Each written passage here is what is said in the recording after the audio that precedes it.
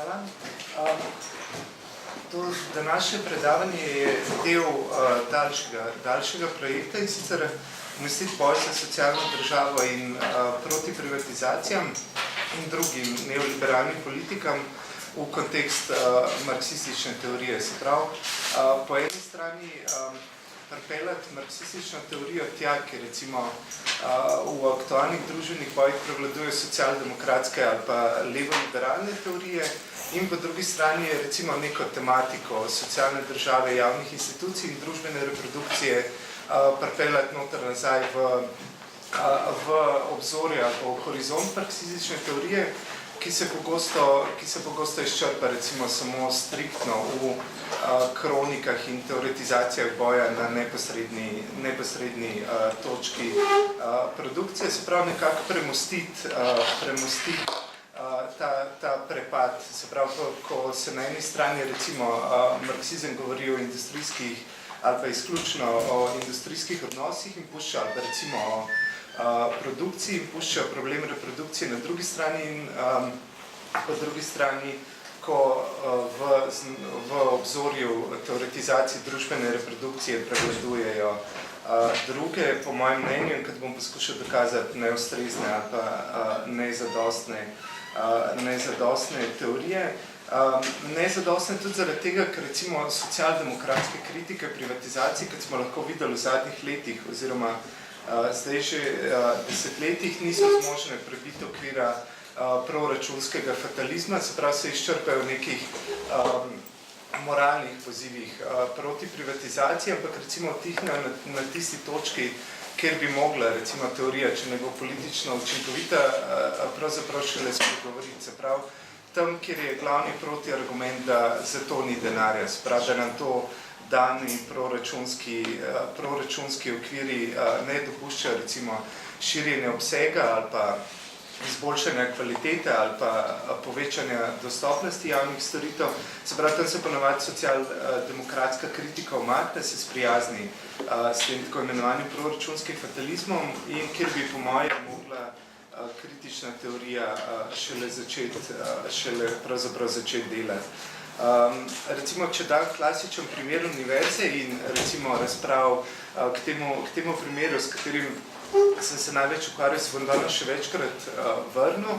Sicer na primeru univerze lahko zelo dobro vidimo, če se spomnimo samo recimo nedavnih razprav, napovedanih proračunskih rezih, zmanjšanih financiranja za visoko šolstvo, lahko zelo hitro vidimo omejitve socialdemokratske kritike, ker se je recimo argumentiral kritiko proračunskih rezov za visoko šolstvo, da če ne bomo vlagali v znanje, ne bo tudi prihodnjega razvoja, kar recimo mogoče zdrži na primeru visokega šolstva in znanosti, ampak obenem ta argumentacija hkrati pomeni, da lahko zmanjšamo financiranje česa drugega, ki ne prispeva k prihodnemu razvoju, da nimo nadomestil za brezposelnost ali zneska socialne podpore. Se pravi, druga omejitev poleg proračunskega fatalizma teh socialdemokratskih kritik oziroma njihova meja je neoliberalna definicija razvoja. Se pravi, sprejmemo recimo to,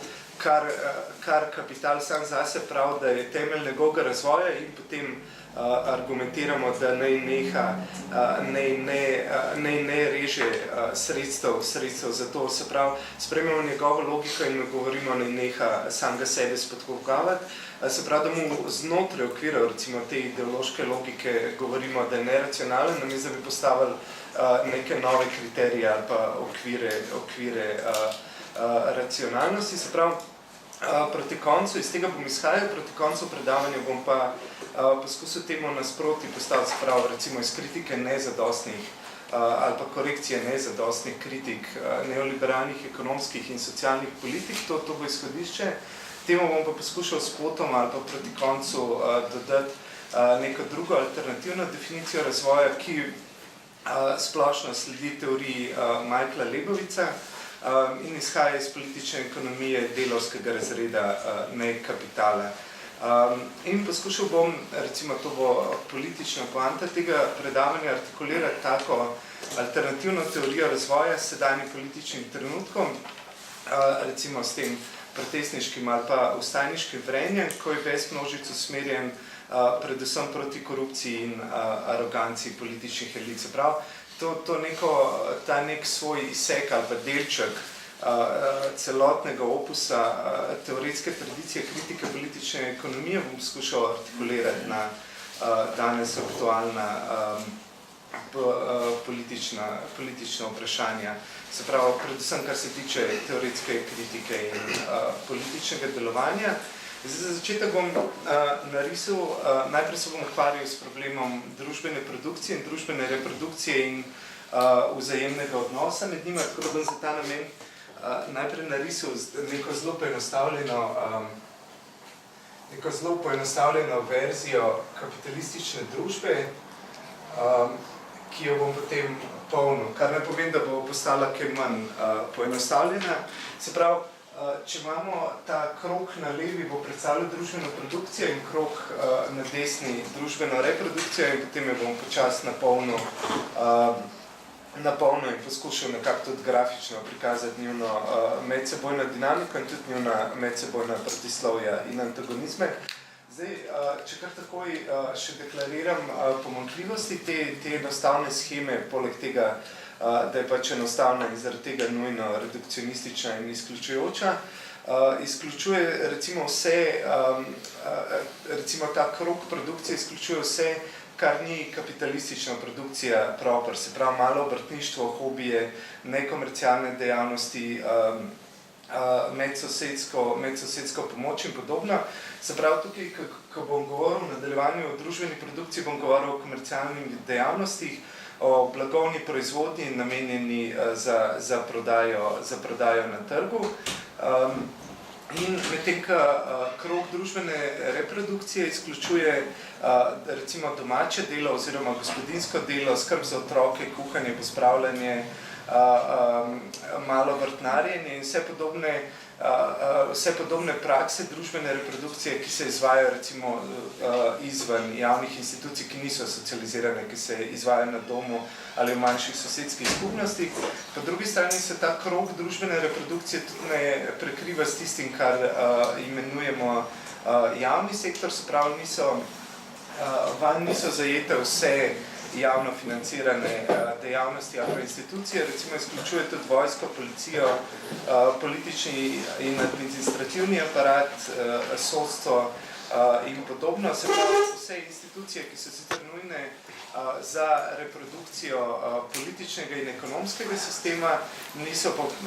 niso pa neposredno povezane, če tako rečem, z reprodukcijo recimo osnovnih družbenih vezi in človeškega življenja. Se pravi, recimo s tem elementom reprodukcije skozi politični administrativni aparat in sodstva se je svoj čas ukvarjal Louis Althusser. V našem kontekstu recimo je o tem pisal v časopisu za kritiko znanosti Gal Kiran, mislim, da zelo dosti podrobno in kvalitetno, tako da recimo to je tukaj se osredotočam, ne gre za to, da bi mislil, da so te vidiki manj pomembni, ampak pa želim nekatere druge stvari izpostaviti in poudariti, ampak recimo to je komplementarno, recimo tudi Kirnovim analizam. In obenem je potrebno še res zadnja preambula povedati, da se ta levi krog oziroma sektor produkcije se reproducira tudi znotraj sebe. Se pravi, to je tisto, čemer Marx piše v drugi knjigi Kapitala, se pravi, o razširjeni reprodukciji. To je tisto, o čemer govorimo o gospodarski rasti. Se pravi, s svojimi lastnimi avtonomnimi sredstvi se je sposoben tudi sektor produkcije širiti. Se pravi, da recimo, če predpostavljamo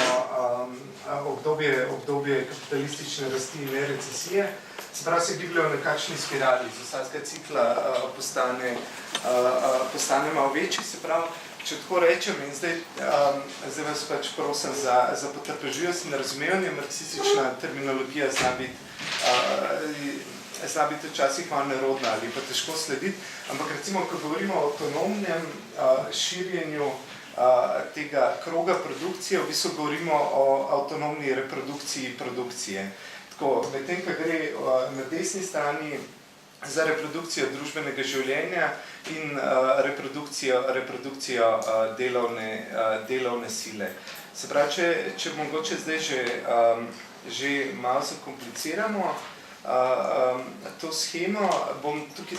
tale produktivni krog bom razdelil na dva dela.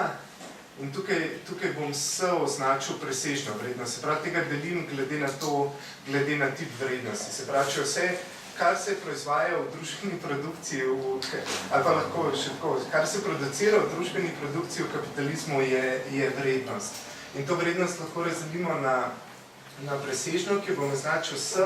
in potem na preostanek vrednosti, ki ga lahko označimo z C plus V. Kjer je C konstantni kapital in V variabilni kapital, kjer je konstantni kapital vrednost strojev industrijske opreme in kjer je variabilni, oziroma kakršenkoli delovnih sredstev in orodij, kjer je variabilni del vrednost delovne sile. Sprav, tudi ta moment se more reproducirati, ampak tudi to opuščamo strani. Tudi moment reprodukcije konstantnega kapitala se dogaja skozi družbeno aplikacijo znanosti, oziroma komercialno aplikacijo znanosti skozi razvoj tehnologije, predvsem strojne industrijske tehnologije, ki se dogaja recimo deloma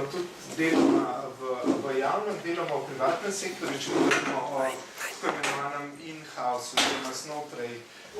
o raziskovalnih znanstvenih oddelkov znotraj samih firm, deloma v javnem sektorju, če to izvajajo javne univerze, ampak tudi to opuščamo strani. Se pravi, zanima me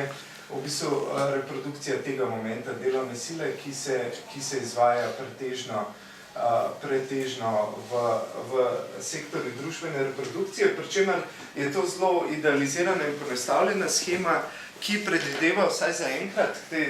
zgodovinski dinamiki, recimo razvoj socialne države, se še vrnem, kar bo še dodatno zakompliciralo to shemo, ampak za začetek je dovolj, če si predstavljamo prvič idealno ali pa maksimalno razvito socialno državo, recimo nekega nordijskega ali pa skandinavskega tipa, se pravi z progresivnim visokim obdavčenjem kapitala in univerzalno dostopnostjo javnih storitev, se pravi neko idealno situacijo z brezplačnim zdravstvom, univerzalno dostopnim šolami, brez šolnin na vseh stopnjah in tako naprej. In zaenkrat je to sinhrona slika, se pravi nek trenutni sek še ne upošteva zgodovinske dinamike in potem lahko drugo reprodukcijo ne bom razdelil glede na vrednost, ampak glede na recimo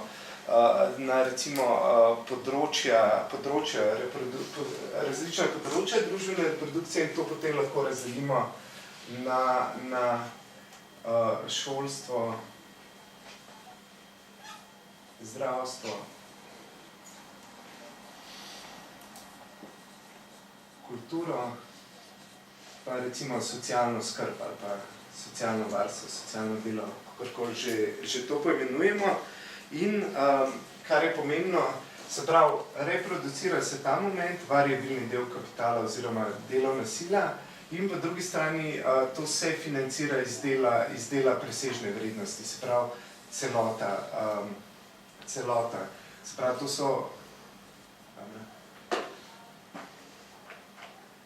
to so finančni viri in to so recimo, kako bi rekel, namembnosti ali pa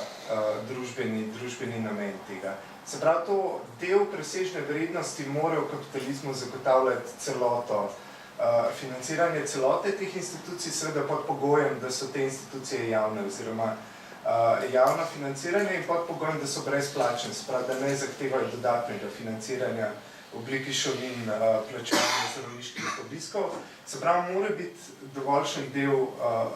presežne vrednosti skozi davke, skozi ustrezno davčno oziroma fiskalno politiko namenjen tem dejavnostim, tem institucijam, poleg vseh drugih stvari, ki jih vsebuje presežna vrednost, kateri recimo, ne bom zdaj tega pisal, ampak recimo plačevanje obresti na na kredite, ki so nujni pač za začetni zagon nekega kapitalističnega podjetja, poleg plačevanja recimo za ta del reprodukcije, za obrabo, vzdrževanje in posodabljanje strojev in tako naprej. In poleg seveda pač tudi potrošnje kapitalistov, ki jo lahko seveda spet razdelimo na njihovo zasebno potrošnjo oziroma tisto, kar to vsem vedno imenuje conspicuous consumption, se pravi luksuzno potrošnjo kapitalistov in pa recimo nove investicije, odpiranje novih obratov, ampak to zdaj za nas ne bo pomembno. Kar je za nas pomembno je pač, da se določen del presežne vrednosti skozi recimo progresivno davčno politiko reapropriira, se pravi nekaj, kar je bilo delavcem, ki ustvarjajo vso vrednost v produkcijskem procesu, se pravi, vsa ta vrednost izvira, vse, kar je tukaj proizvedenega, celota vrednost izvira iz živega dela, ampak del se na to privatno apropriira in se zaradi tega imenuje presežna vrednost in ko se realizira na trgu, se je spremenil v profit, ki ga bom zdaj napisal P, ampak skozi recimo neko progresivno davčno politiko se del te delavcem privatno odtrgane vrednosti reapropriira in se jim vrne v obliki brezplačnih in univerzalno dostopnih javnih storitev. In to celota lahko imenujemo, se pravi, če je vrednost pod presežno vrednostjo delavci dobijo v obliki mezde, se pravi, dobijo ta reapropriiran in skozi davčno politiko redistribuiran del vrednosti nazaj v obliki družbene mezde. Se pravi, celoto javnih institucij družbene reprodukcije pod pogojem, pač, da so javno financirane, univerzalno dostopne in tako naprej lahko zajamemo s konceptom družbene mezde. Tako da zdaj smo definirali večino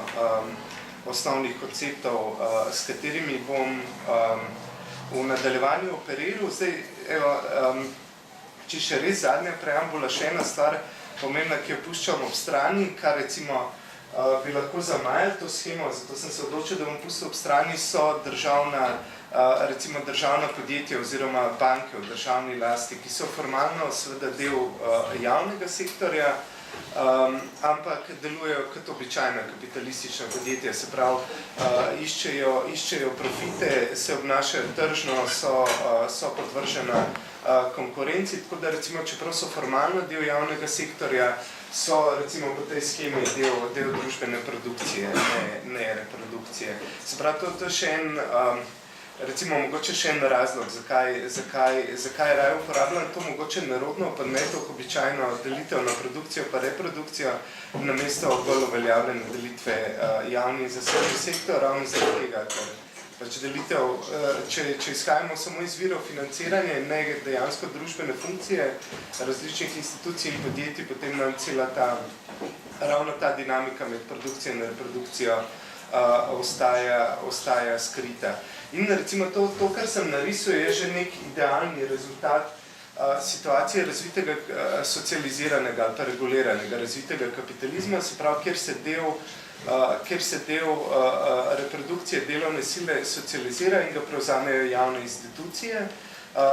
Se pravi, to ni nobene, recimo, samodejne ali pa spontane tendence v kapitalizmu ni, da bi se to zgodilo. Se pravi, to je rezultat političnih in družbenih bojev, delavskih bojev, je posledica nivoja delavske politične zavesti, ravni delavske politične zavesti in posledica zmag v njihovih družbenih bojih. Se pravi, višja, kot je, iz tega lahko tudi sklepamo, da višji, kot so davki na dobiček, višji, kot je del presežne vrednosti, ki se namesto v profit transformira v družbeno mesto, večja je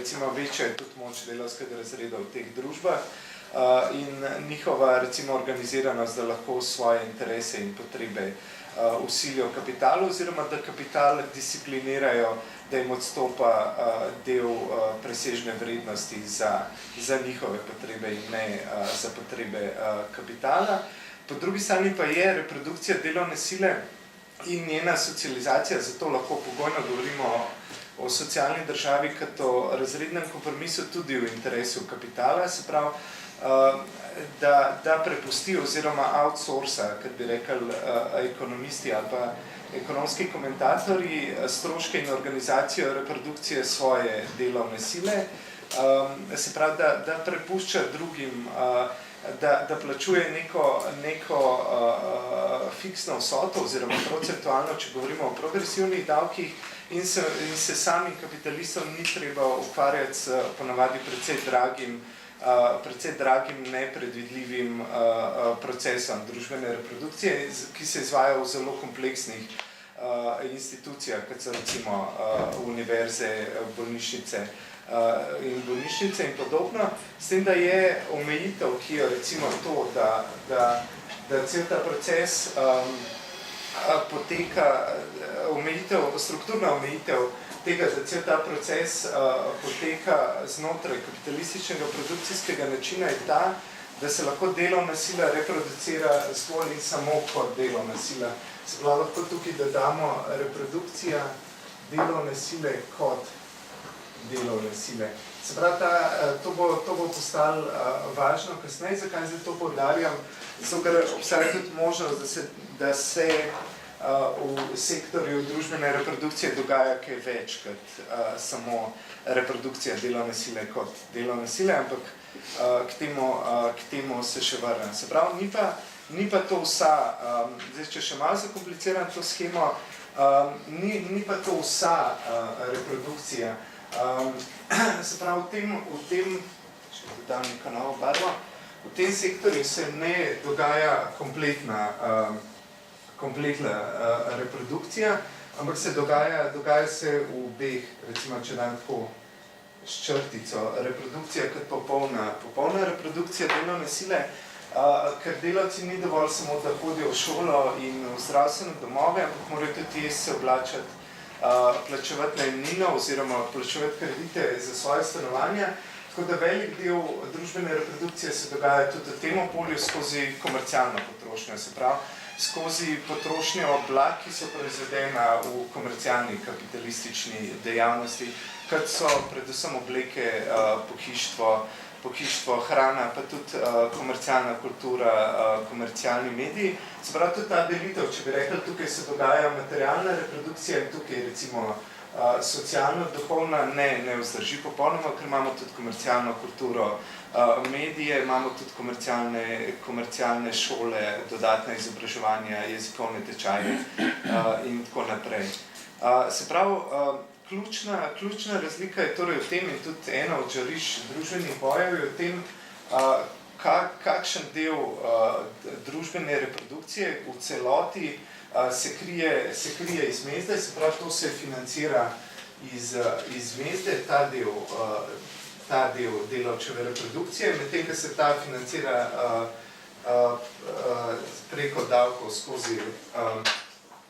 redistribucijo finančnih sredstev zbranih z davki. Se pravi, koliko gre neposredno iz plačila za delo, iz mezde, iz nadomestila za delo in koliko je dostopno v brezplačno, se pravi, brez tržne transakcije. Zdaj, zakaj je to pomembno? Zato ključna razlika in razlog, zakaj v interesu delavskega razreda recimo večji obseg reprodukcije, ki se dogaja na tej strani in se boriti za višje obdavčenje kapitala, je to, da so cene tistih storitev, recimo hrane, obleke, ki jih kupujemo na prostem trgu, so fiksne, se pravi, so enake za vse, oziroma so zaradi tega so regresivne, se pravi, ne glede, tudi tako revni kot bogati plačujejo iste cene, recimo za obleke in stanovanja, kar neposredno pomeni družbeno segregacijo oziroma reprodukcijo in ohranjanje obstoječe družbene segregacije. Se pravi, če za vse veljajo iste cene na prostem trgu, se pravi, za isto obleko se isto računa bogatemu, revnemu delavcu in menedžerju, ali direktorju, avtomatično pomeni, da revnejši, se pravi, nižje kvalificirani delavci, proletariat, industrijski delavci, kupujejo manj kvalitetno in ceneno robo, medtem ko pač bogatejši kupujejo bolj kvalitetne in dražje stvari, medtem ko so te, če govorimo o brezplačnih javnih storitvah, so te dostopne vsem, ne glede na premoženjsko stanje, in tudi davki so progresivni, še vedno govorimo o idealni situaciji, recimo popolnoma razvite socialne države. Davki so progresivni, se pravi, tudi tisti, ki se plačujejo iz plače, se plačujejo procentualno, se pravi, tisti, ki ima manjšo plačo, plača tudi manjše socialne prispevke, se pravi, za te usluge, za isto uslugo, recimo zdravniško ali pa za isti program na fakulteti, če pod predpostavko brezplačnega visokega šolstva plačajo manj, revnejši plačajo manj. Se pravi, gre za progresivne cene, ki zmanjšujejo družbeno neenakost in blažijo učinke družbene segregacije, tako da tukaj pade tudi tisti argument, recimo, ki ga pogosto slišimo ali pa beremo v časopisih, da javni sektor samo jemlje denar, recimo, ali pa javne institucije samo jemljejo denar, samo grabijo denar, medtem ko privatni ali pa realni sektor ustvarja tudi privatni sektor, da realizira presežno vrednost, da ustvari svoje profite in da plača svoje delavce, more po drugi strani od nekih drugih delavcev ali pa od svojih lastnih jemati denar, pač v obliki prodaje blaga. Zdaj, tukaj samo razlika, na kakšen način in v kakšni obliki se jemlje denar. Sprav imamo recimo družbeno bolj pravično, solidarnostno, egalitarnejši način jemanja denarja, ki se mu reče davki, pod predpostavko, da so progresivni. Imamo družbeno bolj regresiven in nepravičen način jemanja denarja od delavcev, pač neposredno iz njegovega žepa na prostem trgu oziroma neposredno iz njegove denarnice z regresivnimi cenami oziroma fiksnimi cenami blag. Se pravi, in tukaj vidimo, in lahko vidimo, kako se celo to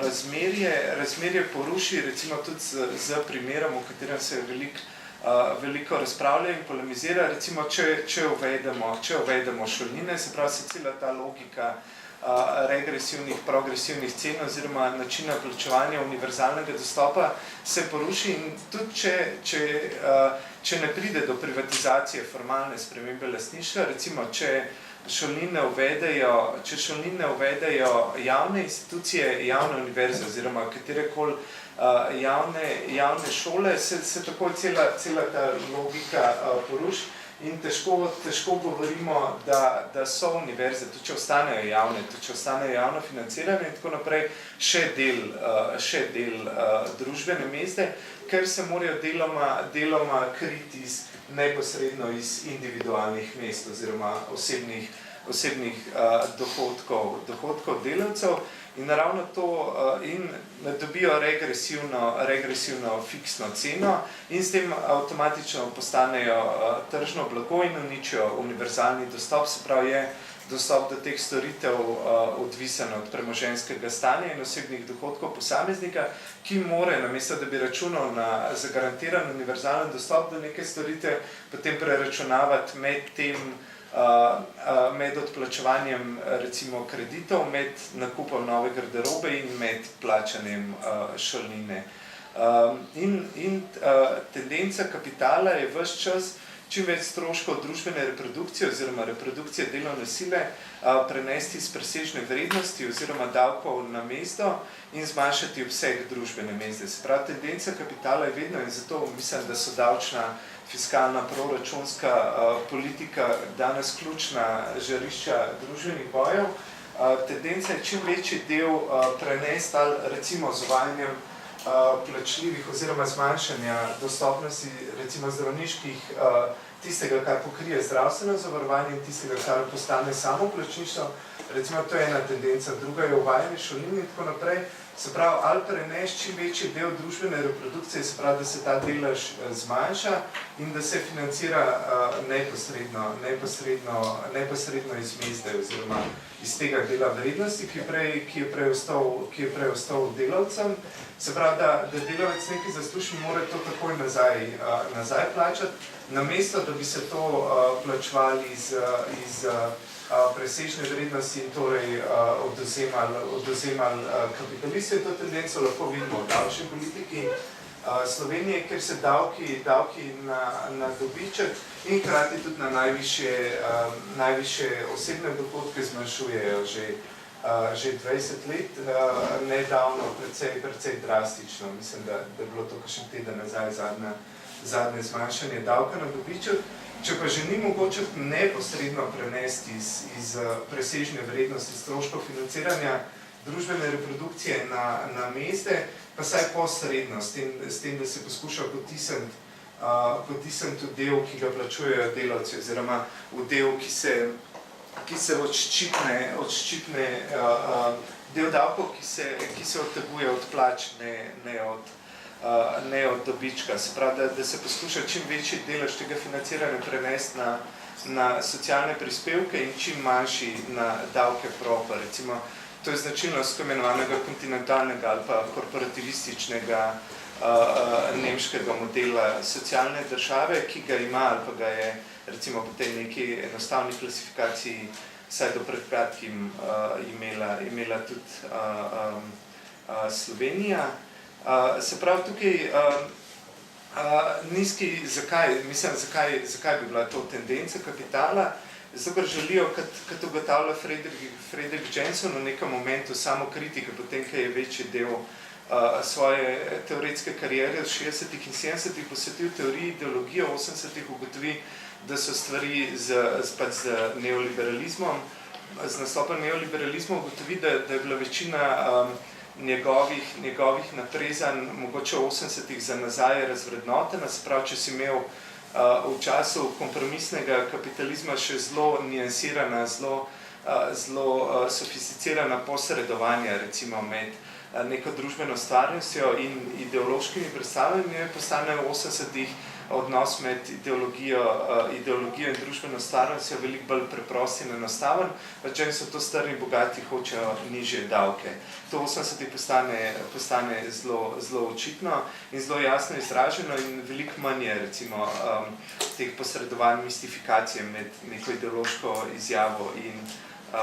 in stvarnostjo, ki ne bi skrivljala ali pa mistificirala. Se pravi, zakaj hoče nižje davke? Zelo enostavno, ker nižji davki na kapital pomenijo večje profite, obenem pa privatizacija družbene reprodukcije. Se pravi, recimo,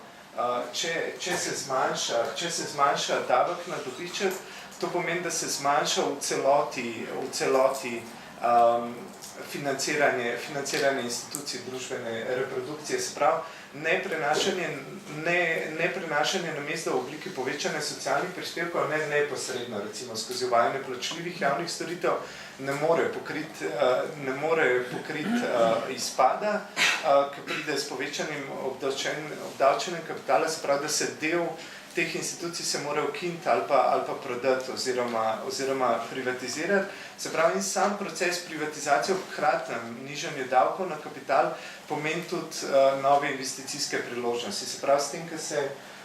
tem, ko se določena sredstva kapitalu sprostijo, se pravi, če se zniža davek,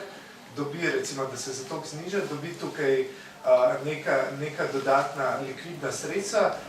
ki niso v njegovo klasično shemo reciklaže presežne vrednosti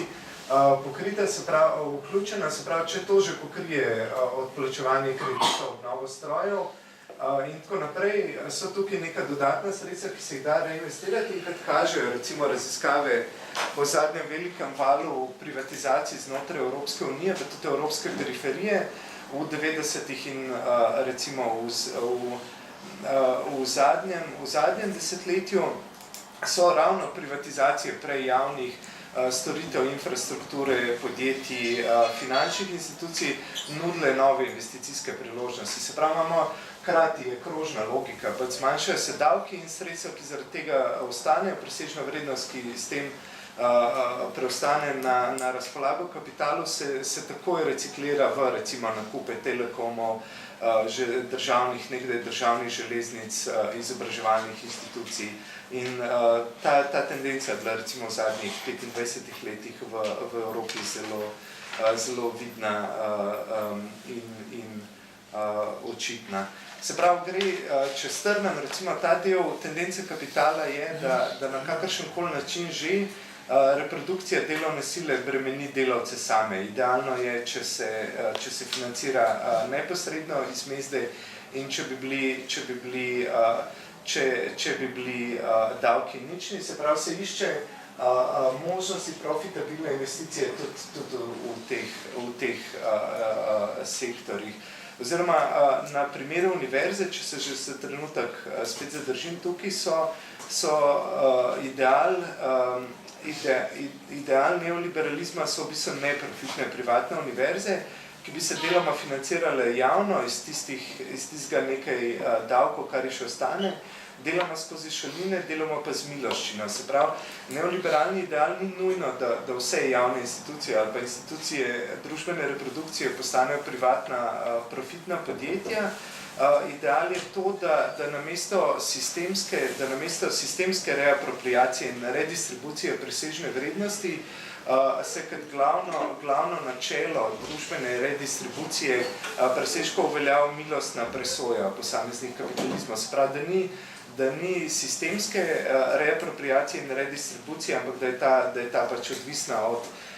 moralnih vrlin in proste presoje kapitalistov. Se pravi, vmesna situacija, recimo, če se zdaj malo odmaknemo od te idealne slike, vmesna katerakoli zgodovinska situacija, realna zgodovinska situacija, katerakoli vzamemo, je vedno situacija ostrih družbenih bojev. Se pravi, nasprotju z ideologijo socialnega dialoga, pri katerih je do socialne države privedlo večanje zavesti ali pa večja spravljivost na strani tako dela, pa kapitala je bila ta vedno rezultat in vsaka njena sinhrona slika, katerikoli trenutek, konkreten zgodovinski trenutek vzamemo, vedno vidimo samo prerez trenutnega stanja zelo ostrih družbenih bojev na polju družbene reprodukcije in za današnjo situacijo je značilno zmanjševanje davkov in finančno stradanje javnih institucij skozi varčevalne ukrepe in proračunske reze, kjer se začenja vedno bolj uvajati nova perverzna redefinicija avtonomnosti javnih institucij. Se pravi, avtonomija je potem, ko se te institucije že finančno stradajo in ko imajo zaradi tega težave tako administrativne, kot kadrovske, kot programske, se pojavi nova definicija avtonomnosti. Avtonomija je večanje produktivnosti z manjšimi finančnimi sredstvi in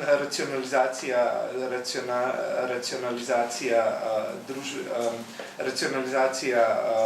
delovnega procesa znotraj teh institucij,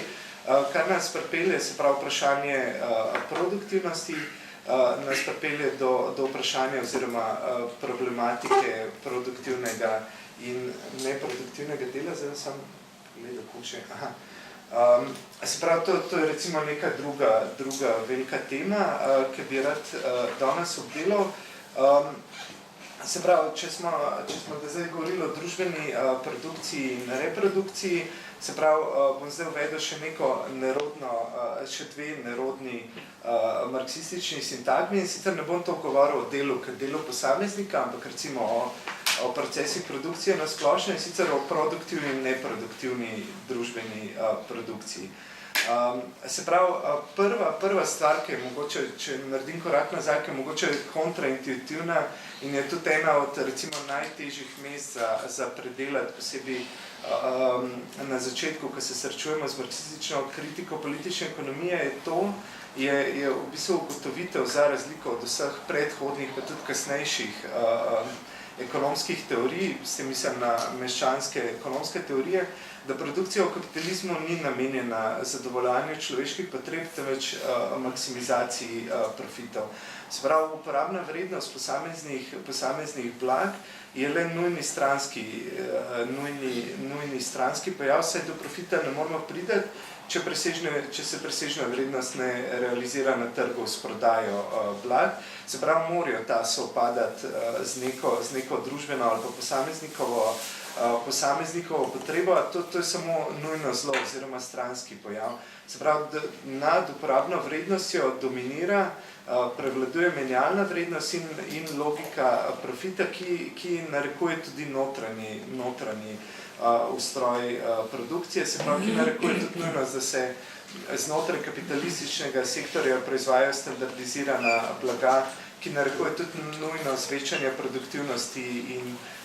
posledično ali pa usporedno nižanja produkcijskih stroškov, kar na neki točki sicer zadovoljuje človeške potrebe, ampak od njih tudi deviira, oziroma, kot pravi že omenjeni Michael Lebovic, sam razvoj produktivnih sil v zgodovini kapitalizma prikliče na dan hitrejši razvoj človeških potreb, ki postajajo vedno bolj zahtevne in sofisticirane, kot ga je kapitalistična organizacija produkcije sposobna zadovoljiti. Se pravi, prihaja do nekega strukturnega razhajanja med dejanskimi človeškimi potrebami in potrošnjo v kapitalizmu in iz tega izhaja recimo v zadnjega pol stoletja, se pravi, od recimo nekega sunkovitega povečanja materialnega standarda, tudi delavskega razreda po drugi svetovni vojni, zelo razširjene kritike potrošniške družbe, ki so pravilne vkolikor kažejo na razkorak med dejanskimi človeškimi potrebami in zmožnostjo kapitalistične produkcije, da jih zadovolji. So pa napačne, vkolikor predstavljajo rešitev v odrekanju potrošnji in k recimo reorientaciji k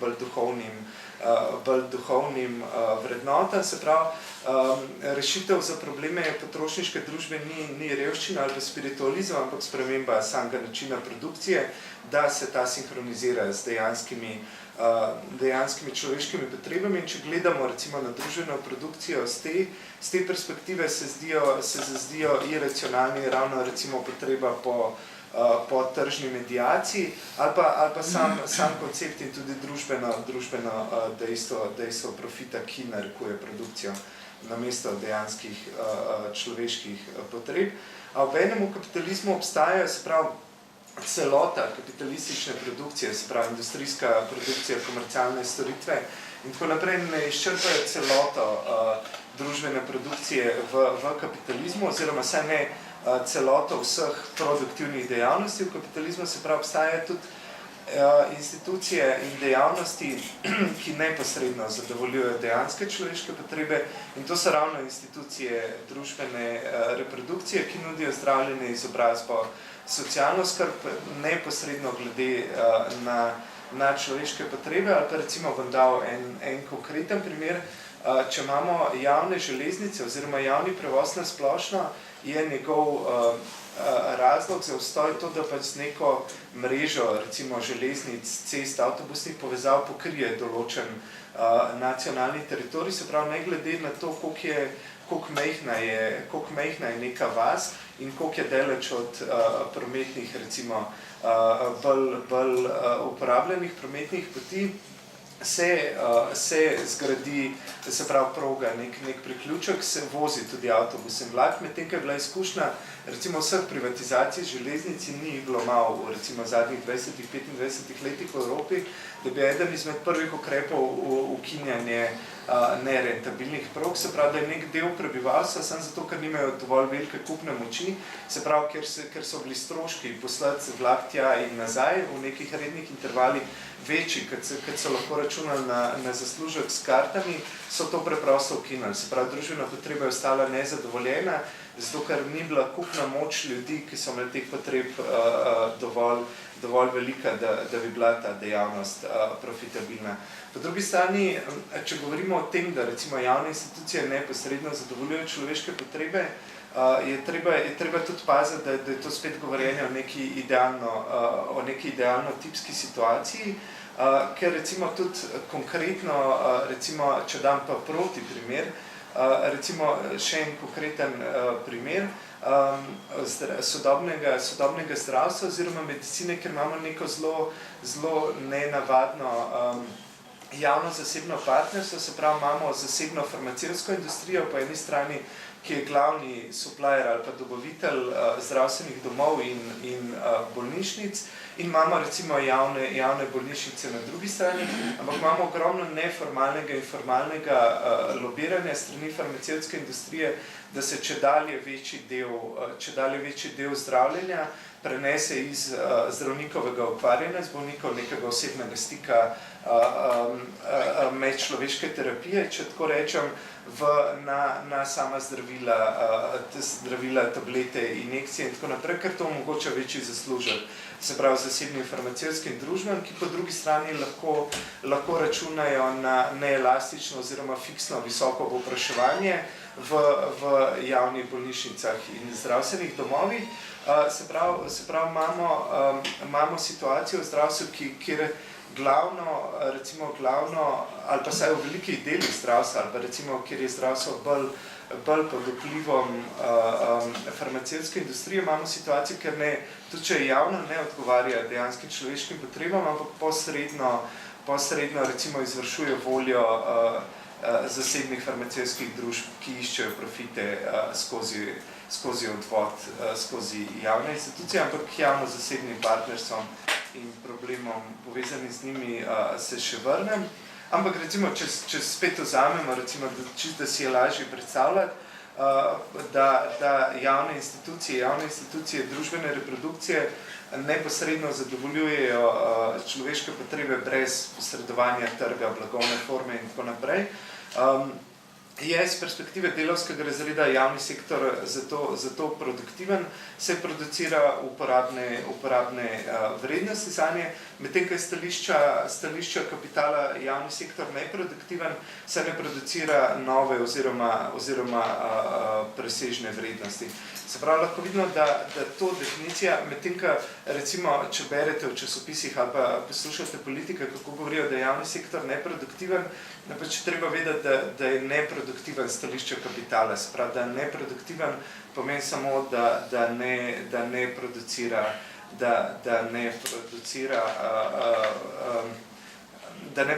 presežne vrednosti, zaradi česar je z perspektive kapitala ponovno viden kot breme na profitabilnosti produktivnega sektorja. Se pravi, breme na presežni vrednosti, ki ga je seveda stališča kapitala smotrno in racionalno zmanjšati na minimum, na pač družbeno in zgodovinsko dopuščen minimum. Se pravi, po drugi strani pa je produktivna družbena produkcija, se pravi ta komercialno-zasebni del družbene produkcije, pogosto neproduktivna stališča delavskega razreda. Recimo, če vzamemo primer načrtovanega zastarevanja elektronskih naprav ali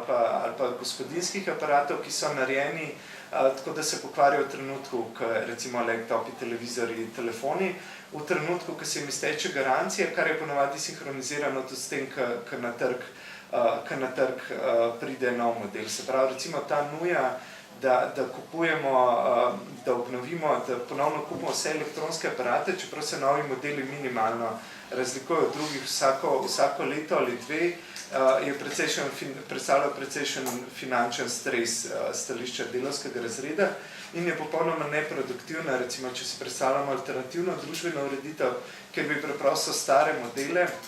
recimo tudi, če bi bilo šlo do nekega tehnološkega preboja in bi se dal doseči večjo ločljivost na fotoaparatu, bi ga preprosto nesel nazaj in bi ti popravili zalotali dve žičke naprej, namesto da se ti stvar pokvari in moraš kupiti popolnoma novo. In recimo neproduktivno je tudi stališče okoljske vzdržnosti. Se pravi, gre za nekaj, kar je stališča delavskega razreda popolnoma iracionalno raztrošno, ampak je pa produktivno stališča firme, recimo izdelovalcev mobilnih telefonov, ki želi imeti čim večjo prodajo in s tem čim večje profite, če je to treba umetno ustvarjati, s tem, da preprosto da tajmirano bombo noter v nek, karikiram za nalaž, v nek produkt, da se bo pokvaril v čim krajšem času in da bo s tem sam, kot pravijo Američani, product run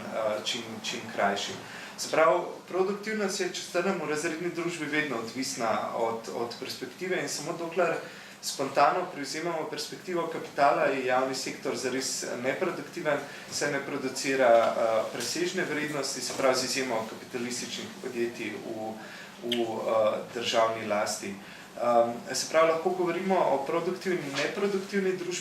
družbeni produkciji, se pravi, lahko spremenim to začetno, oziroma je še malo bolj zakompliciran, se pravi, gre za produktivno družbeno produkcijo stališča kapitala in za neproduktivno družbeno produkcijo, seveda spet stališča kapitala, ker je tudi reprodukcija, produkcija in obratno, pri čemer se definicija produktivnosti seveda menja glede na perspektivo, se pravi, z perspektive dejanskih človeških potreb je definicija produktivnosti drugačna kot z perspektive maksimizacije profita. Par stvari bom preskočil, da ne bom predolg. V bistvu, zdaj, kar se tiče tega drugega dela o produktivnosti in neproduktivnosti, zdaj že ves čas govorim o proletariatu oziroma o delavskem razredu, tako da tukaj bom dodal samo iz kere definicije proletariata oziroma delavskega razreda izhajam, ker je posebej recimo na oddelku za sociologijo verjetno ta beseda ob vseh naporih zadnjih nekaj desetletij znotraj sociološke vede, da bi se recimo koncepti, kot so razredni boj, proletariat in podobni zamenjali z sodobnejšimi, se pravi po vseh teorijah postindustrijske, informacijske ali družbe znanja, kjer ne bi bilo več ne klasičnega proletariata, ne recimo antagonističnih razrednih odnosov in mogoče ni odveč pač preprosto definirati. In sicer, ko govorimo o delavskem razredu ali pa proletariatu, ne govorimo o kakršenkoli kulturološko ali pa etnografsko definiranem delavskem razredu, se pravi ne govorim ne o ljudeh z modrimi, ne z belimi oblekami in se tudi ne omejujem na produktivne delavce. Se pravi, ni moja, ampak definicija, s katero operiram, je eksistenčna odvisnost od dostopa do trga delovne sile oziroma mezde in strukturna ločenost od proizvodnih sredstev. Se pravi, po eni strani delavci so zame vsi, ki jim preživetje omogoča to, ki do finančnih sredstev za preživetje dostopajo prek posredovanja trga delovne sile, se pravi, da se ne preživljajo ne z rentami, ne z dividendami in ne samo skrbnim, recimo, kmetijstvom in nimajo dostopa do tega, da bi svoje potrebe zelo široko definirane, se pravi, ne samo osnovne po hrani, ampak recimo tudi po mobilnih telefonih, računalnikih in kulturi in podobno, zadovoljevali na neposreden način, se pravi, to potem z unovčevanjem svoje mezde in kupovanjem drugih blag, ki so jih drugi proizvedli, počnejo. Se pravi, ta definicija vključuje tako delavce v zasebnem kot v javnem sektorju, kot tudi brezposelne, kot tudi vse brezposelne, ki imajo pač svojo nujno strukturno vlogo v kapitalizmu, kjer nastopajo kot rezervna armada delovne sile in s tem vršijo zunanji disciplinski pritisk avtomatično, ne pač zaradi svoje zlobe, na svoje zaposlene tovariše in pa tudi vse produktivne in neproduktivne delavce. Se pravi, to delitev na produktivne in neproduktivne delavce ima spet smisel samo stališča kapitala. Stališča delavskega razreda, če vsakem si pač ali si produktiven ali pa neproduktiven mestni delavec, v vsakem primeru si eksistenčno odvisen od plačila za delo. In pač ustvarjanje presežne vrednosti ni tvoj, ampak kapitalistov problem. Se pravi, če si produktiven v smislu, da proizvajaš presežno vrednost ali ne. Jaz bom prišel k tretjemu sklepnemu problemu, s katerim se nameravam danes ukvarjati, in to je vprašanje korupcije, ki se mi zdi kot neka točka, v katero se zgošča recimo trenutni ljudski bes, energija aktualnih vstaj, kot neka tista recimo kritika korupcije ali pa zahteva po kaznovanju skorumpiranih politikov, županov, tako naprej se mi zdi kot neka tista točka poenotenja, o kateri se verjetno vsi strinjamo, ne glede na recimo izhodišče ideološke in politične razlike. Če začnem z osnovno definicijo korupcije, se pravi poleg recimo prejemanja denarja za nekaj, kar ne bi bila javna služba ali pa javne storitve, se pravi neko nenormirano recimo prejemanje denarja. Tukaj je podaril predvsem neko recimo sistematično privatno apropriacijo skupnih finančnih sredstev oziroma javnega proračuna. Se pravi, govorim recimo o fiktivnih javnih naročilih, fiktivnih oziroma razpisih z vnaprej znanimi izvajalci, se pravi temu tipu dogovorjev, katerega mojster je bil recimo nekdanji mariborski župan, ki je bil tudi prva recimo poosebljenje tega boja proti korupciji in kritike korupcije. Se pravi, da gre za recimo izkoriščanje nekega položaja v ali javni, mestni, državni administraciji, preko katerega poteka privatna apropriacija skupnih finančnih sredstev, ki se preko recimo davkov stekajo ali v mestni, lokalni ali pa v državni proračun, v katerega prispevamo vsi, se pravi preko davkov in socialnih prispevkov. Zato ga upravičeno tretiramo kot skupno dobro oziroma javno dobro in zato upravičeno pričakujemo, da se nam te prispevki vračajo v obliki družbene mezde. Se pravi, da se tisto, kar prispevamo vsi, redistribuira in reciklira skozi javne institucije, do katerih imamo vstop in korist in uporabno vrednost vsi. Se pravi, je privatna apropriacija teh skupnih finančnih sredstev, imenujemo korupcija in zato zahtevamo odstop in kazensko preganjanje vseh politikov, županov in drugih funkcionarjev, ki privatno apropriirajo ta skupna finančna sredstva. Po drugi strani pa se tisto, kar v javnem sektorju imenujemo korupcija, v zasebnem sektorju imenuje profit. Se pravi, gre prav tako za privatno apropriacijo skupno proizvedenega bogatstva, samo da prispevek delavcev v privatnem sektorju k skupni vrednosti ali pa skupnemu bogatstvu ni finančni, se pravi, niso davki in socialni prispevki, temveč je delovni, je produktivni prispevek, ampak ravno tako gre za skupen prispevek vseh, ki so pač vključeni, vseh delavcev, ki so vključeni v ta produkcijski proces in ki brez tega, da so vključeni kot množica, kot del kolektiva, sami zase tega ne bi mogli proizvesti oziroma bi to vrednost proizvedeli v veliko manjši meri. Se pravi, ne prispevajo svojega denarja, ampak prispevajo svoje delo, svoje živo delo, svojo produktivnost in ravno tako proizvedejo celoto vrednosti, s tem, da se jim del te vrednosti v obliki presežne vrednosti privatno apropriira. Zato bi bilo povsem logično, da tako bes kot politično delovanje iz kritike korupcije razširimo še na produktivni sektor in zahtevamo tudi socializacijo presežne vrednosti in demokratično upravljanje delavcev z njo. Mislim, da bi bila to neka minimalna izhodiščna točka nekega novega socialističnega programa. In sicer kritika korupcije, če razširimo na družbeno produkcijo oziroma produktivni sektor, se pravi na ta krog na levi, razkrije tisto, kar je drugače nevidno. Se proces eksploatacije samodejen, avtomatiziran in skrit. Se pravi, delavcu med tem, ko dela, nikoli ne zasveti lučka, kdaj je nehal delati zase, po kolikih urah in kdaj je začel delati za kapitalista. Medtem, ko so po drugi strani davki in socialni prispevki jasno opredeljeni in razvidni iz poslovnih poročil in plačnih izpiskov oziroma razlike med bruto in neto plačo. Zato lahko vedno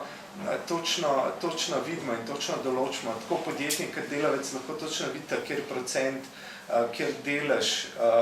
njunih dohodkov je šel v skupno blagajno, v neki javni proračun in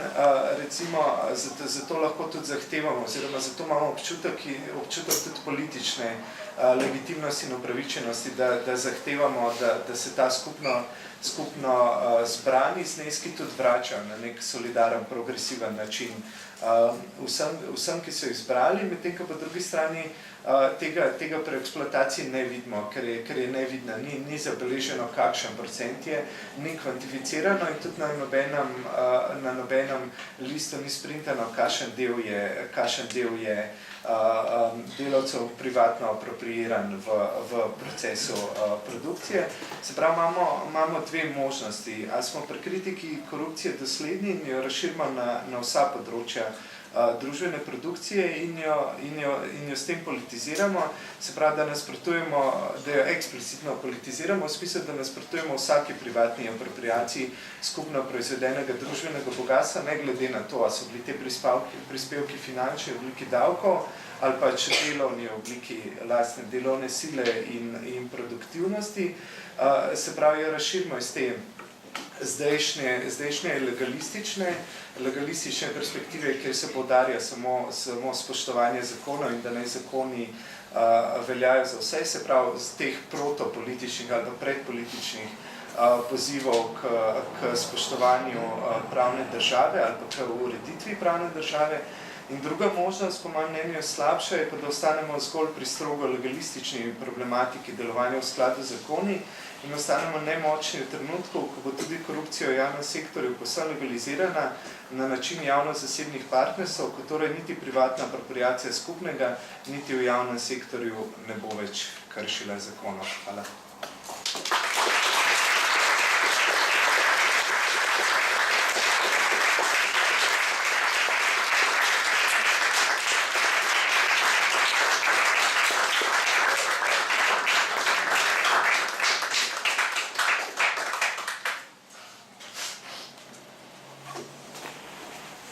Bomo odprli debato? Ja.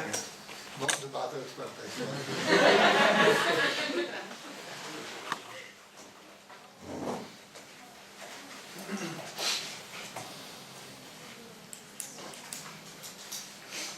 Jaz sem eno vprašanje, koliko uporabne vrednosti, ki je škakljeno vprašanje, avtentične te prave potrebe proti tem popačenjem, ki nastajajo iz tržnih odnosov. Ampak ga bom teoretsko postavil. Vi ste evakuirali entuzijantsko problematiko na začetku, z tem, ki ste rekli, z represivnimi aparati se ne bomo ukvarjali, pa z ideološkostjo ideoloških tudi ne. Ste pa ponovno nazaj uvedli, ko ste rekli,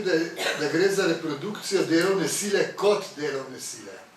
kar pomeni, da gre za reprodukcijo delavca kot podrejenega kapitalu. In to je meni seveda prišlo nazaj, ko ste dali primer univerze. In sem se vprašal, recimo, kakšne avtentične, konkretne, dejanske potrebe zadovoljuje pričujoča fakulteta. Pričujoča fakulteta je ideološki aparat države in natančno skrbi za reprodukcijo delovne sile kot podrejene kapitalu. Zato tudi preganja teorijo, kot ste pravilno mimogrede ugotovili v omenili v predavanju. Skratka, če gre za reprodukcijo delovne sile kot delovne sile, potem je celoten reproduktivni sektor podrejen kapitalskemu odnosu in se videz neproduktivnosti kaže mogoče zato, ker ni več nacionalne ekonomije. Namreč, jaz sem ves čas gledal tole vašo schemo in sem rekel, evo Ricardo, Vi verjamete, vi ste narisali to stvar tako, da sta profit in mezda v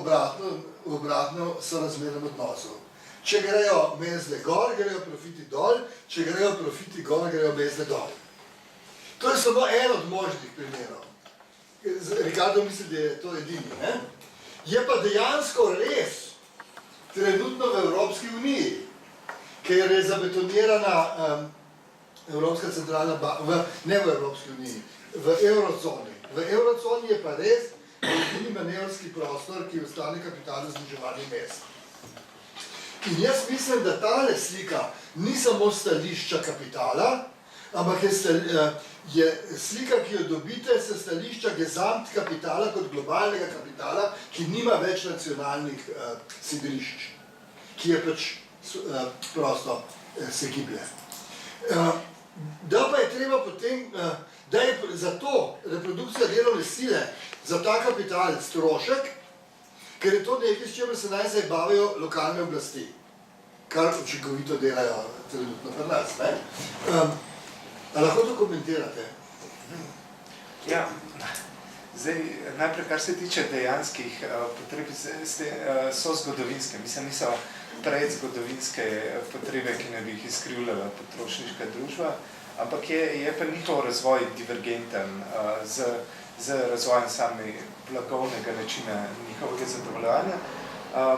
Ja, kar se tiče reprodukcije delovne sile, ker delovne sile, ta del sem spustil nekam spontanem krajšanje, da ne bi bil predolg, ampak je ključen, ker recimo, če pogledamo, kaj se danes reže, ali pa kaj so prvi kandidati pri proračunskih rezih, so tisti deli ali pa oddelki javnih institucij, ki ravno ne skrbijo ki sicer skrbijo za družbeno reprodukcijo, ampak ne reproducirajo ljudi, oziroma ne delajo z ljudi delovne sile, ali pa jih ne reproducirajo kot delovne sile. Se pravi, ti se v današnji ideologiji kaže kot odvečno. To je lahko recimo tudi humanistika, pri čemer to ne pomeni, da je avtomatično zaradi tega, ker je kapital odveč progresivna ali pa subverzivna, ampak preprosto v dani zgodovinski situaciji pač je v humanistiki zelo malo tega, čeprav se potem nekateri trudijo, pa se humanistika je dobra za, recimo, pristanjajo na to igro oziroma izsiljevanje, se humanistika pa dobra, ker bojo pa kreativne industrije cvetele ali pa recimo komercialna kultura ali pa kaj podobnega, kar je pa svoje res, ampak spet legitimizira pač reorganizacijo humanistike, tako da, ker zdaj pač po naključju se opade, ja, kakšni ljudje s filofaksa so pač dobri dizajnerji ali pa kulturni menedžeri, ni pa to programsko, in če se reorganizira na to ne bo dober, mislim, ne bo posebej pozitiven razvoj same humanistike, ampak ja, vse, ne glede na to, a so progresivne in subverzivne, ali pa recimo, če so pač neki zgodovinski stranski pojavi, se vsi deli recimo tega sektorja družbene reprodukcije, ki so kaj več ali pa kaj drugačnega kot reprodukcija delovne sile, se poskušajo zminimalizirati. In tukaj nastopijo zelo močni ideološko-moralni pogromi, recimo proti, če vsak poskus, recimo, ne samo kar se tiče univerze, ampak recimo tudi državne regulacije študentskega življenja, se pravi recimo poskus skrajšanja bivanja študentov na faksu časa na vse možne načine, ali z ukinjanjem absolventa, ali z zmanjšanjem kapacitet na domovih, ali s finančno penalizacijo letnikov, tako naprej, da se znižajo pač stroški oziroma čas, v katerem se financirajo študenti na tak ali drugačen način skozi štipendije, bivanje v študentskih domovih, prehrano iz javnega proračuna, se poskuša skrajšati, zraven so moralni pogromi proti rezultanemu študentskemu življenju, se pravi, se aktivira nek puritanski imaginarij izpred 200 let, da se v bistvu argumentira neko zelo enostavno stvar, ki jo je pač težko naravnost izreči, da je sicer študentsko življenje v redu z stališča človekovega intelektualnega in kulturnega razvoja, da je pa odvečen strošek stališča kapitala, da ga je treba skrčati na nek zgodovinski minimum, tako da definitivno karkoli se tukaj zgodi, kar ni samo v okviru reprodukcije delovne sile, kot delovne sile je takoj tarča najprej moralnih pogromov in na to proračunskih rezov, ali pa včasih je obratno, so najprej rezi in potem retroaktivna moralna legitimizacija teh rezov v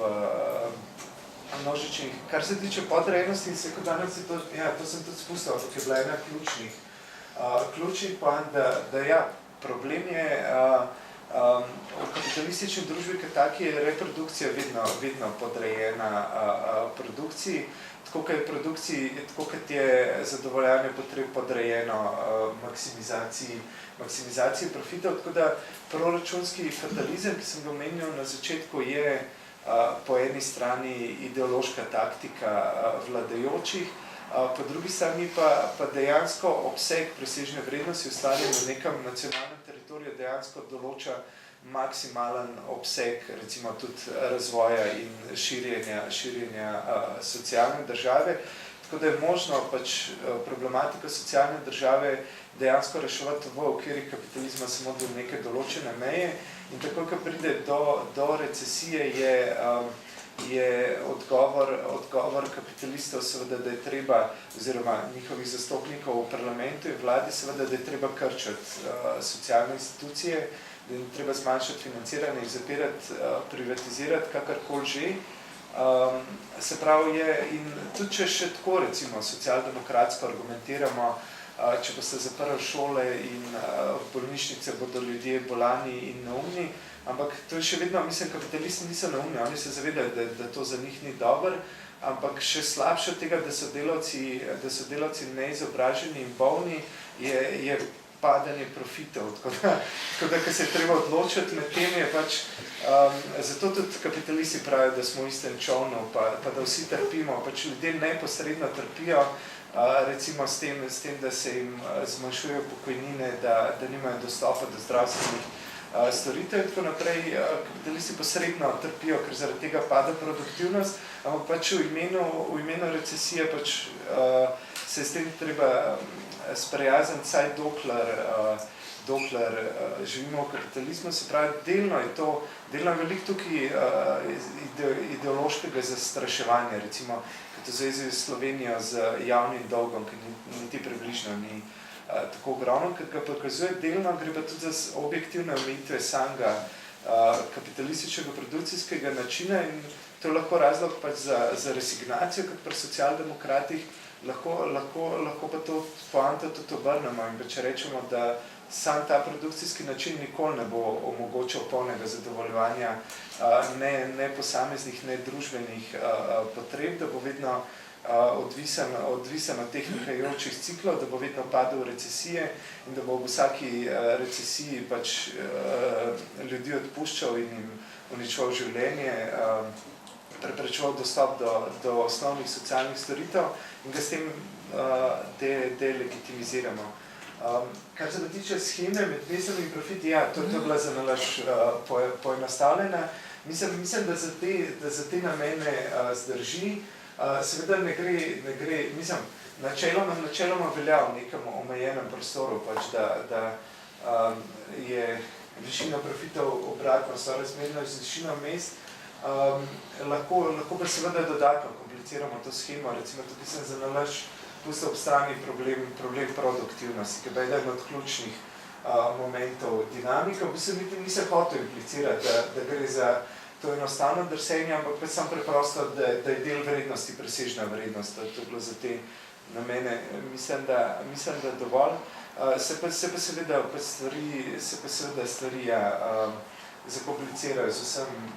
kar implicira globalizacija, recimo s tem, da se da presežna vrednost tudi izven nacionalnega teritorija investirati in da je to pogosto izsiljevanje za nižanje davkov in seveda pač samo institucionalno arhitekturo eurocone, kjer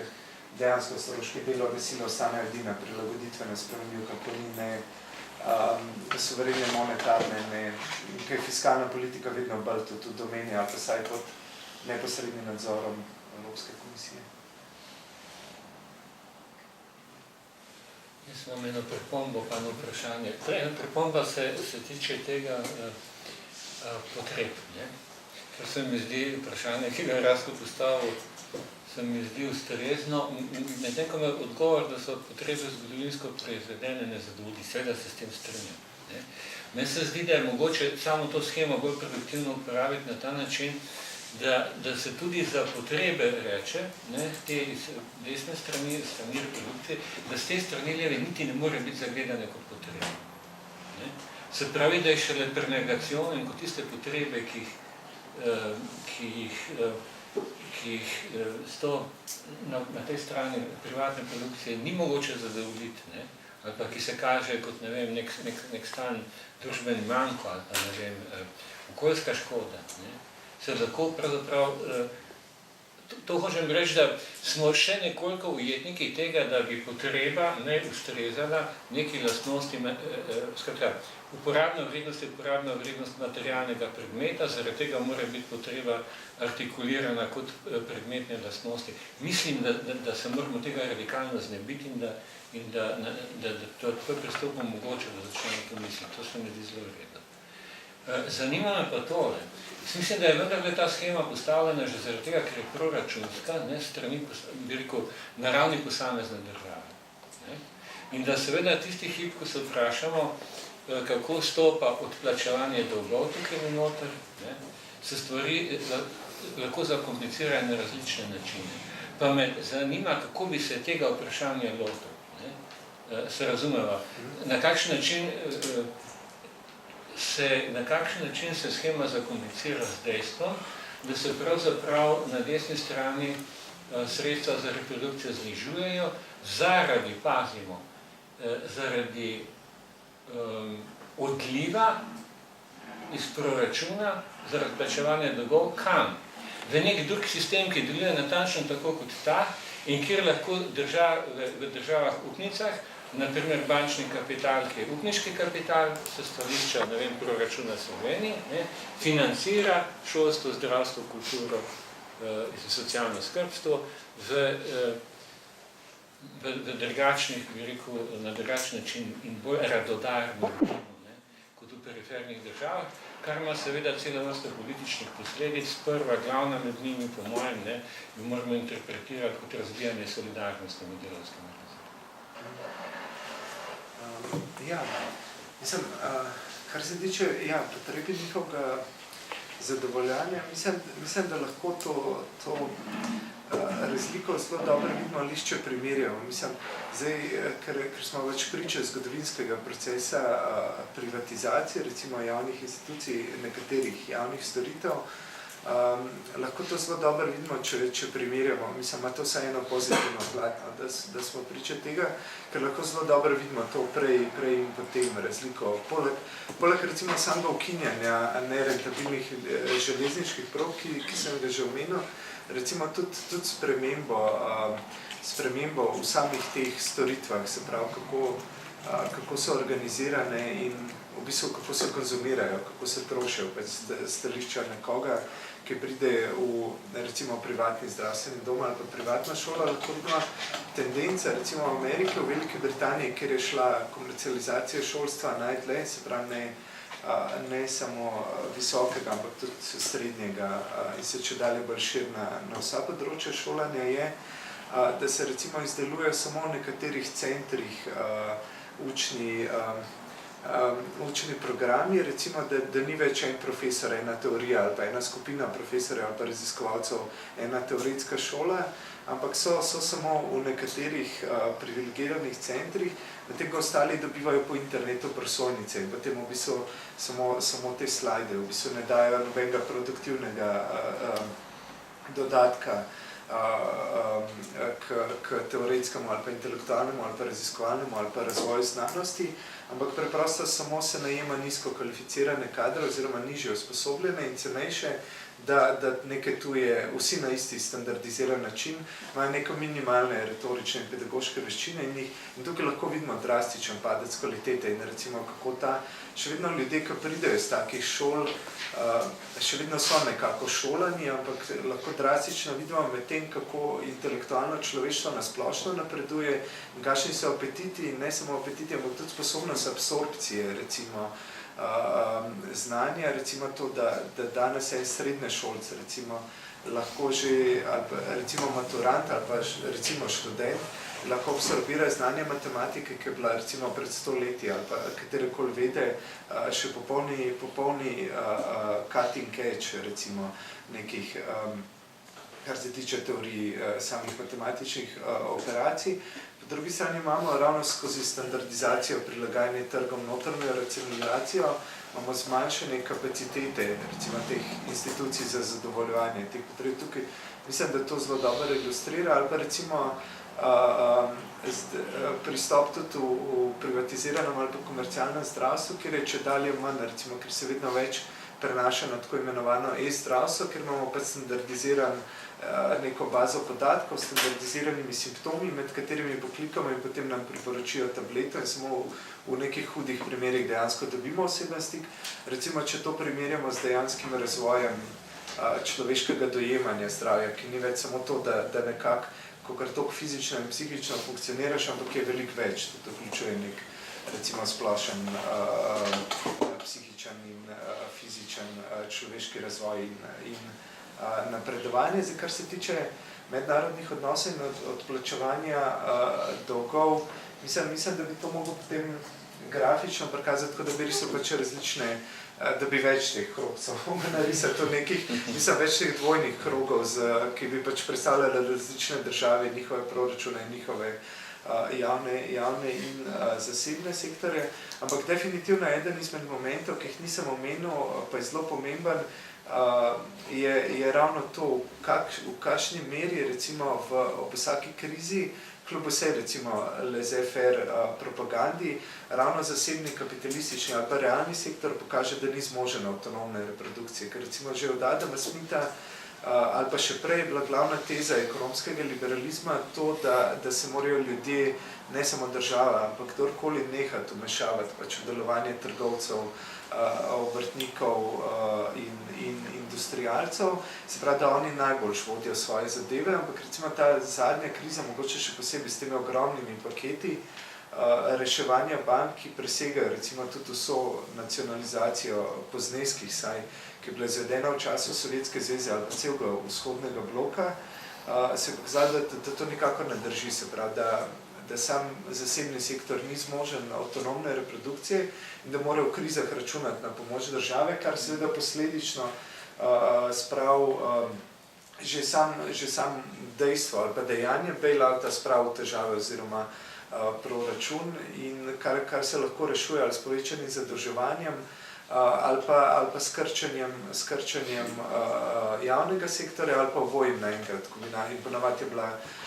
kombinacija obojega. In potem imamo še recimo vprašanje to, kar recimo John Wicks vas čas pogovarja, da edino Evropska unija in noben drug, niti recimo mednarodni denarni sklad, ne upoštevajo v svojo definicijo proračunskega deficita obresti tekočih obresti na dolgove. Se pravi, ko Evropska komisija reče, da imamo lahko samo 3% proračunskega deficita, to v bistvu pomeni 0,5%, zato ker je povprečen dolg, povprečne obresti letne na dolg v evroobmočju so 2,5%. Se pravi, praktično zahtevajo izravnan proračun. Se pravi, gre tudi mogoče nekaj, kar se vidi na prvi pogled zgleda kot tehnična razprava ali pa metodološka razprava, ima zelo pomembne politične implikacije oziroma razsežnosti, ampak drugače pa, ja, mislim, nekako enostavno prikazano, da toliko denarja, kakor bo šlo za bailoute, bo ali v obliki nekega nenadnega šoka ali pa kar je bolj običajno skozi neke amortizerije povečanega zadolževanja in potem povečanega odplačevanja obresti, v vsakem primeru bo pač račun izstavljen državljanom v obliki pa znižanja družbene mezde neposrednega. Komentar na prvega komentatorja. Jaz mislim, če sem vas prav razumel, mislim, da nimate prav, da je v Eurozoni, da gre, da je plače dol, profiti gor. Mislim, da je plače dol, javni izdatki dol, davki dol, agregatni dohodek dol, zato gre v recesijo evroobmočja. Mislim, da niso, da ne gre za to, da bi kapitalisti pač izbirali med tem, ali bojo pač delavci neumni in bolani, oziroma ali bodo imeli višji profit. Mislim, da gledajo verjetno trenutno bolj na dolgi rok, kaj bojo. Mislim, da bojo končno opravili s temi institucijami, ki so še preostali institucijami, recimo socialne države v Evropi. Mislim, vsaj, da na kratki rok in to krčenje izdatkov ne prinaša višjih profitov. Moj drugi komentar je bil na to povezavo med korupcijo in privatno apropriacijo, se popolnoma strinja, se misli, da to je tako recimo, da se strinjajo recimo OECD na eni strani in protestniki na ulici, ko so proti korupciji. Samo da je, ko se mi zdi nakazal na koncu predavanja, da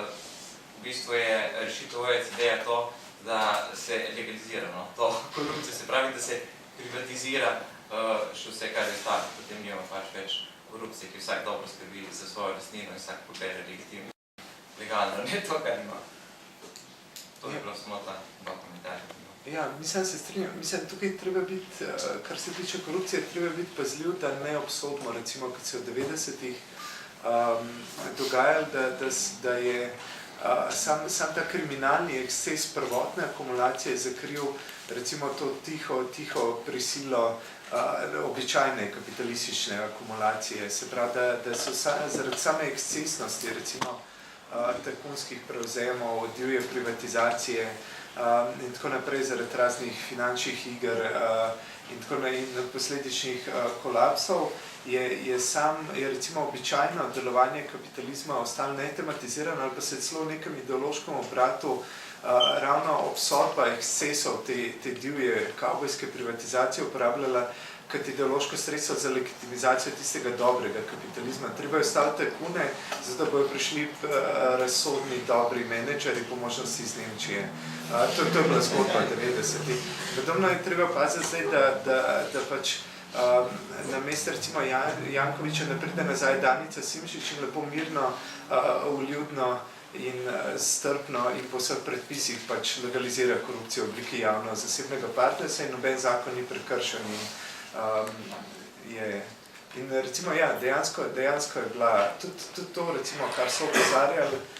zahodni komentatorji in to je zelo dobra primerjava s temi privatizacijami 90-ih in je podobno, kot zdaj s korupcijo. Dajte stvari čim prej legalizirati, ne? Poskušajte to speljati brez vojne pa kriminalnih ekscesov, če pa ne gre, pa to še vedno boljš kot socializem, ne? To je sporočilo. Lahko še eno vprašanje. Sicer bi postavila eno vprašanje o konfliktu med delavskim razredom in lastniki kapitala. Na začetku si rekel, da se bo še omejil samo na produkcijo, ki je produkcija blaga, ki so namenjena za trg in ker si se skliceval tudi na Lebovica, ki govorijo o dveh ciklusih produkcije kapitala in produkcije delavcev na drugi strani, ki sta postavljena v neko totaliteto kapitalistične družbe. Me zanima, ta produkcija blaga, ki so namenjena za trg, so namenjene tudi nekomu, ne? In nekdo je ravno delavski razred, ki mora s svojimi mezami ta blaga na trgu tudi odkupiti. In to zaostrovanje odnosa med delavskim razredom in kapitalistom gre v nasprotju s tem nekakšnim kompromisom, ki je bil v času keynesijanstva dosežen. Ena izmed razlag je, da te odnosi so se lahko zaostrili v tistih gospodarstvih, ker je bilo gospodarstvo namenjeno izključno za izvoz, se pravi ne na domače trge, ker bi participirala domača delovna sila, zato so se odnosi oziroma delovni pogoji tem delavcem lahko zaostrovali do nepredstavljivih razsežnosti. Vendar vse države ne more biti izvozniki, ne? In se me zanima, kako vidiš na konflikt lahko v prihodnosti. Ja, mislim, definitivno se to je zgodba tudi evropske krize, mislim, nemškega neomerkantilizma, ker Keynesovska teorija pač predpostavlja nacionalno gospodarstvo, se pravi, če ne bo visokih mest oziroma če ne bo potrošnje, se blago ne bo prodalo in tudi ne bo profitov pogoj za potrošnjo so visoke mezde, se pravi v Evropski uniji se to, oziroma v evroobmočju se to rešuje, oziroma the German way, pač da tišiš dol in mezde in stroške dela in domače povpraševanje in preprosto izvažaš. Mislim, to je bil tudi že model vzpona azijskih tigrov. Mislim, zato se reče neomerkantilizem, so bliže merkantilizmi pred tem. Ampak, ja, definitivno se tukaj konflikt se zaostri. Zdaj, kad smo videli v evropski krizi, je bila omogočena potrošnja po drugi strani, se pravi tisto, kar je manjkalo v domači nemški potrošnji, je bila omogočena na kredit mediteranskim državam, kar je bilo spet problematično, ampak mislim, lahko odgovorim zelo splošno, da pač vedno bo ta problem, v kapitalizmu vedno bo ta problem, da total kupne moči se nikoli ne ujema s totalom proizvedenih blag, tako da mislim, ga bo lahko opaziti tudi na tej ravni. Mislim, celota potrošnje ne bo nikoli sopadala, tudi če pustimo ob strani problem potreb, nikoli ne bo sopadala z celoto produkcije in potem bodo tudi krize hiperprodukcije. Mislim, kar se tiče samega konflikta, ga pa seveda bolj, kaj je ekonomija internacionalna, tudi sam postaje, kot je že Jože omenil, internacionalen, tako da recimo tudi v Evropi, sploh v Evropski uniji je zelo opazna sama tendenca, da se recimo sploh monetarno politiko, ampak recimo tudi neke večje politične spremembe in dele proračunske politike prenaša na evropsko raven, medtem ko se socialno in delovsko politiko prepušča posameznim državam, ki so pri tem v nemogoči situaciji, kjer morajo samo najti tehnični način, kako se prilagoditi pač neki situaciji, ki se jim vsiljuje kot nujna ali pa kot objektivna. In potem je problem, če in kolikor delavci reagirajo na to, kot delavci določene nacionalnosti. In to je, mislim, tudi, če se vrnemo k aktualni situaciji, tudi zdaj pri teh protestih je zelo prisotno. Mislim, drugače ne zagovarjam cenzure, ampak mislim, da bi mogla vsaka omemba, recimo v teh zdaj razglasih, ki jih je veliko pa deklaracijah, pa manifestih, leta 1991 smo si izborili državo, da pač tam bi se mogla neka cenzura vklopiti in bi mogla pač v neki bi mogla zdravo povedati, to državo, ne? Pa mislim, neke javne higijene, no, bi se mogli pač, zato ker dejansko se pravi to postavljanje v nek nacionalističen horizont, še posebej v tej situaciji pač zapre kakršnekoli možnosti, mislim, dejansko bi mogel biti odpor vsaj toliko koordiniran kot internacionalen, kot je recimo sam pritisk po znižanju stroškov dela.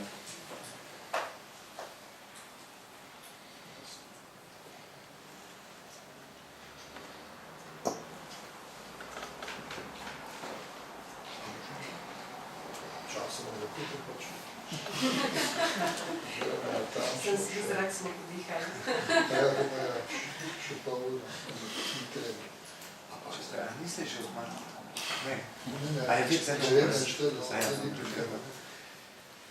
Še kakšno vprašanje, prosim? Ker če ne, pač ste zaslužili, tudi svež zrak.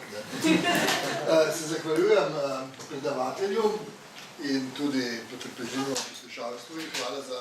razpravo.